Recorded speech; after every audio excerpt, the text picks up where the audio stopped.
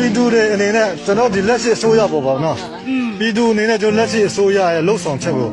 ဘယ်လိုသဘောရလဲပြည်သူ ကျမအခုပေးပေးတယ် ဟာဟိုလူခွင့်ရေးပဲဆိုင် သူလောက်လာတာနော်ဘာပဲဖြစ်ဖြစ်ဒီ LD အစိုးရဒေါ်စုတက်လာကြတဲ့ကနေအခုကျမတို့ပြည်သူတွေအကျိုးခံစားရလာတာပညာရေး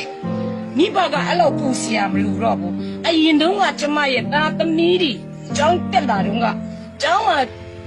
ကျောင်းသားတယောက်သားရန်ပုံမှုဆိုတာ1000ခွဲတောင်းတယ်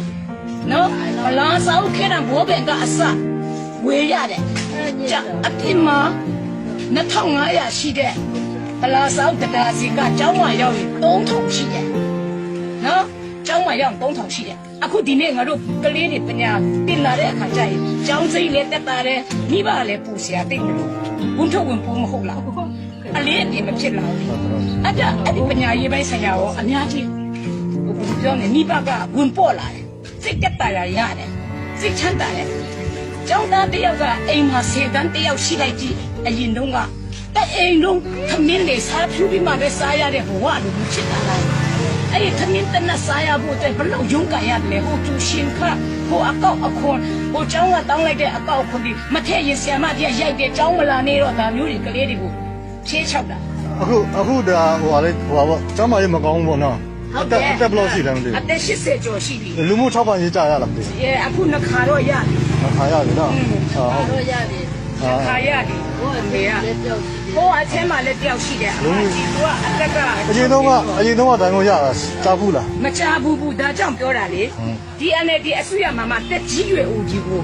ဦးစားပေးလာတာခံစားရတာလေကျမပြောပြမယ်ကျမအရင်ပြောချင်တာနော်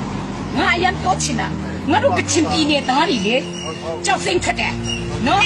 ရွှေထွက်တယ်နော်ပယင်းတွေထွက်တယ်ယတနာဒီမြေအောက်ယတနာဒီအများကြီးထွက်တယ်တယံစာကတွေပြီးကျူးတွေအများကြီးထွက်တယ်ဒီပြင်ပိုင်းဆိုင်ရာအကြီးကြီးအသေးသေးအကုန်ထွက်တယ်အခုအဲ့ဒီဟာဒီရောက်ရင်တော့ငါတို့ဒီကချင်ပြည်နယ်မှာနေတဲ့လူ30လောက်ရှိတဲ့လူပဲပြောလိုက်လူဦးရေဥပမာ30လောက်ရှိ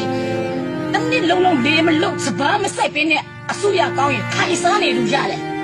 ရော့မောင်ဖြူဘယ်နဲ့တလောက်ဘယ်နဲ့ရော့မောင်မဲတလောက်ဘယ်နဲ့သိထုတ်စားလို့ရတယ်